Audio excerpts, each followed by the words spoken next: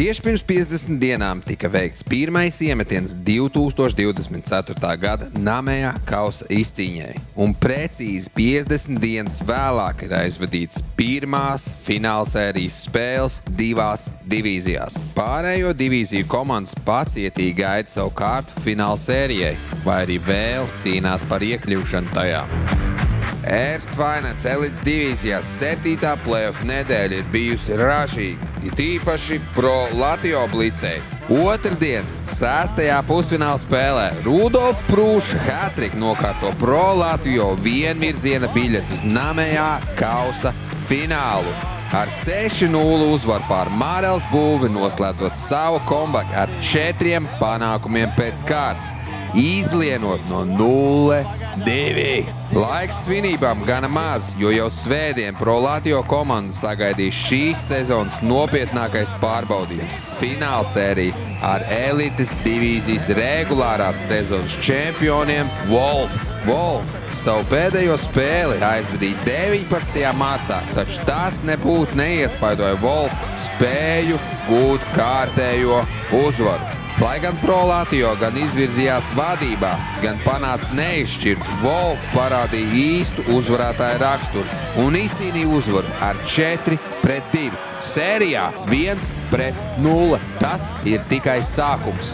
Sēsdien Tūkumā tika aizvadīts 2 E2 divīzijas spēles pēc kārtas, pēc kurām uzzinājām gan pirmo, gan otro finālistu. AS Wolfs atbrauca, uzvarēja un aizbrauca. Perfekti aizvadīti 3 periodi, 5 vārtu gūmi, atvairīti visi 28 rotu raidītie metieni, sausā spēle Kristapam Krūzem, neliela rock'n'roll partijas sērijas noslēgumā un godam nopelnīt Namējā kausa fināla biļeti. Palika vien jautājums, kurš AS Wolfiem sastādīs kompāniju tajā? Atbildu šo jautājumu uzzinājām nepilnu stundu vēlāk, kad uz pusfināla sērijas 5. spēli tikās Talsu Krauzers un Marels Būve 2 komandas. Spēli abas komandas uzsākā līdzīgs ar līdzīgu, taču pirmā perioda beigu nogrieznī spēles rezultātu beidzot atklāja Krauzers uzbrucējs Jānis Rudkis. Līdz pat pašām pamatlaika beigām tie bija vienīgie gūtie vārdi šajā spēlē. Marels Būve šāva no visām pusēm, it īpaši 3. periodā.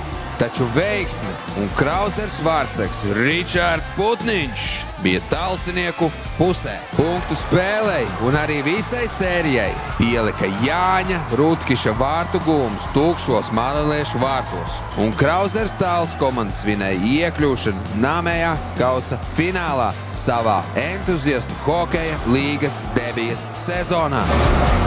Namējā kausa finālsērijas pirmo spēli aizvadīja E3 divīzijas finālisti Rupuči un Ogres ledus brāļi. Pirmā perioda rezultātu atklāja OLB uzbrucējs Kristaps Gobiņš.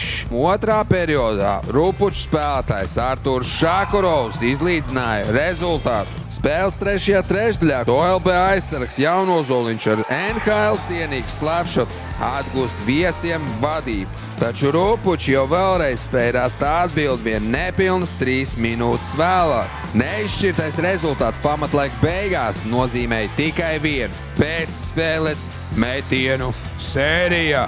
Abas komandas pirmajos 3 piegājienos atzīmējās ar 1 gūtiem vārtiem. Rupučiem tos guva Mārtiņš Roštoks, savukārt Ogres ledus brāļiem Dāvis Zundē. Taču Buliņš galvenais varonis bija Rupuču aizsargs Ričards Grosis Groskops, kurš atved Rupučiem pirmo uzvaru šajā sērijā. 3-2 spēlē, 1-0 sērijā.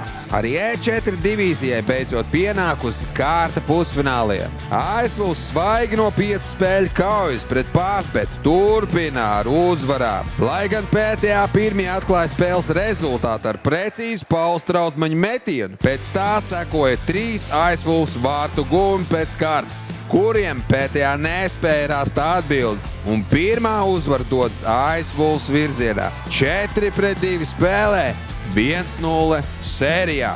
Par kārtīgu trilleru Tukumā parūpējās Tukuma brāļi un viesi no Rīgas Santeko komanda. Santeko šāva ar visiem cilindriem nepilnu 4 minūšu laikā, gūstot 3 vārtus pēc kārtas. Tukuma brāļi spēja vienus atgūt, taču uzreiz pēc tām Santeko atbildēja ar 4. vārtu guvumu. Taču spēles turpinājumā Tukuma brāļi izdarīja ko tādu, kas pat vēlākajam Tukuma brāļu līdzjutējam rādījās tikai sapņos. Otrajā periodā ar goliem atzīmējās aizsargs Kris Šāls un uzbrucējs Kaspars Rudzītis, samazinot rezultātu starpību līdz 1 vārtu guvumam - 4-3. Savukārt trešajā periodā Tukumnieku ofensīva kļuva ar vien produktīvāka, 2 vārtu guvuma rezultatīvākā E4 spēlētāja Jāņa Svītiņa kontā un spēles noslēdzošais gols Jānim Ieviņām no 1-4 uz 6-4. Wow! E5 divīzijā noskaidrots pirmais finālists. Ķēngaragam uzdevums pavisam vienkāršs – uzvari un esi finālā. Ar Tābolu bija nonākuši bezdibeņa malā, būdami iedzinējos sērijā ar 1-2. Atkāpšanās ceļa vairs nebija un derēja tikai un vienīgi uzvaru. Par to viņi arī parūpējās. Izcīnot pārliecinošu uzvaru ar rezultātu 4-1 spēles beigās, protams, neizpalika arī neliela saķeršanās, pievienojot gaidāmajai Game 5 šķīpsniņu intrigas. Jau vēlreiz ar Tābolu parūpējās par spēcīgu pirmo periodu, gūstot 3 vārtus spēles pirmajās 12 minūtēs. Savukārt rajona puikām tikai 1. Ķēngarags darīja visu, lai pagarinātu savu sezonu, taču ar Tābolu pelnīt pēc mēģinājumiem vairāku sezonu garumā ir iekļuvuši savā pirmajā namējā kausa izcīņā. Apsveicam un pasakamies abām komandām par aizraujošu sēriju. Bet apsveicam! Trešajā pusfināla spēlē tikās Zvaigznes pret Šamaņiem. Lai gan spēles rezultātu atklāja viens no zvaigžņu komandas zvaigznēm – Mareks Ameriks. Cīņas laikā tieši abu komandu vārdsargi parādījuši, ko viņi ir spējīgi. Pamatlaikā Šamaņiem īsi pēc pretinieku vārtu guvuma izdevās iedzīt un panākt neizšķiru, kas spēli aizved līdz bullišiem. Tikai vienam spēlētājam izdevās atkost vārdsarga sargātos cietoksni. Šamans līderi Vladislavam Aleksandrovam. Sērijas rezultāts 2-1. E6 divīzijā tikai 1, taču nozīmīgs mačs. Tukumā vietējie Tukuma brāļi 2 uzņēma Priedaini. Komandas līderis un kapteinis Markus Vīksne lieki laiku netērēja un jau spēles ievadā guva pirmos vārdus brāļu labā. Arī otrajā periodā savus līdzjutējus iepriecināja Tukuma brāļi ar vārtu guvumu. Šoreiz autors komandas menedžers Rinalds Ozoliņš. Priedainis uzbrucējs Leonīds Maslobojevs 1 vārdus atgūst, taču ar to nepietiek un Tukuma brāļi 2 ar pārliecinošu 3-0 sēriju iesoļo namējā kausa finālā.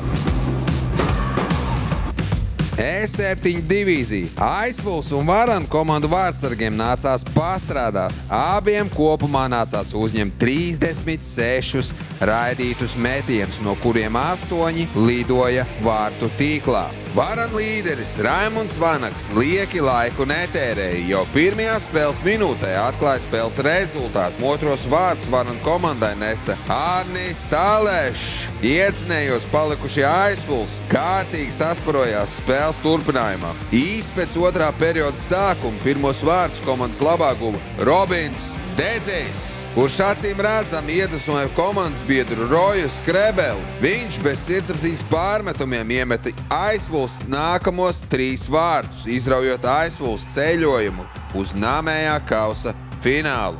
Aizfuls sēriju noslēdz bez zaudējumiem 3-0 un finālā tiksies ar nevienu citu kā comeback varoņi Ūriekstēs Pingvīni. Jau stāstījām par to, kā ūriekstieši vareni panāca sērijas izšķirošo 5. spēli, taču pats grūtākais bija vēl tikai priekšā. Kargo servisu uzbrucējs Filips Kuzmenkovs spēles 5. minūtē atklāja rezultātu 1-0. Taču Ūrieks kā ierasts plinti krūmos nemet, un rezultātu izlīdzinošais vārtu gūms Rolandam Ramanim. Taču vēl 2 vārtus Ūriekstē pievienoja uzbrukuma līderis Kristaps Rudzītis. Kargo servis spēles izšķirošajās minūtēs vairākumā vārtu starpības samazināja līdz minimumam, taču Ūrieksts Raivo Ginters ar golu tukšos vārtos atnes uzvaru gan spēlē, gan sērijā, un 2. gadu pēc kārtas dodas uz namējā kausa finālu.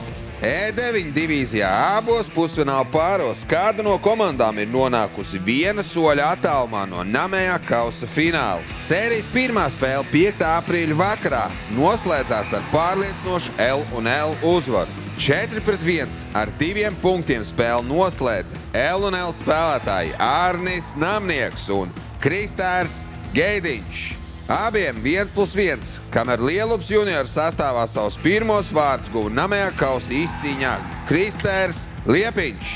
Izcilu spēli demonstrēja L&L vārtu vīrs Emīls Lielpēteris. Klāt pienācis arī svētdienas vakars un atkal pārliecinošu uzvaru L&L komandai.